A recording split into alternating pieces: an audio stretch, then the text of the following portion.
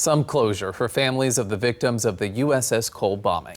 The terror attack killed 17 locally based sailors nearly 20 years ago, but now the families have agreed to settle a lawsuit in the case. News 3 reporter Brendan Ponton is here now. And Brendan, this is a locally based ship, local families impacted. How is this all going to work? Well, Todd and Barbara, the families are settling their lawsuit against the nation of Sudan for about $30 million, as this has all been going on for years.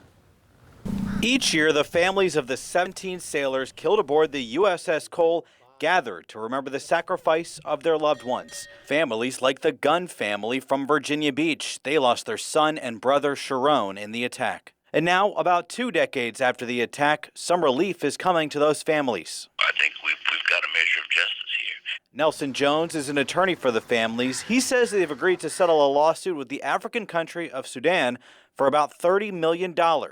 The settlement will be split among the families and end years of back and forth. It will afford the families some closure, I believe, in terms of putting the litigation to rest. It all happened back on October 12, 2000. The USS Cole was at port in Yemen when al-Qaeda terrorists on a boat set off explosives next to the Cole, creating a gash on its side. 17 sailors died and dozens more were hurt in the attack. The family sued Sudan, saying the country aided al-Qaeda in the attack. Since 1993, the U.S. has considered Sudan a state sponsor of terrorism.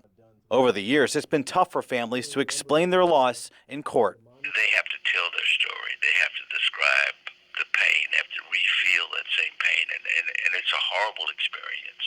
But with the settlement, a chance to move on from that. In a statement, a lawyer representing Sudan says, quote, "As Sudan has stated in the past, Sudan expresses sympathy to the victims of the Cole and their families, but Sudan reaffirms that it was not involved in the attack on the Cole or in any other acts of terrorism and expressly maintains that position in the settlement." Now, that attorney adds the settlement is part of an effort to normalize relations with the U.S. and resolve historical allegations of terrorism. I'm Brendan Ponton, News 3.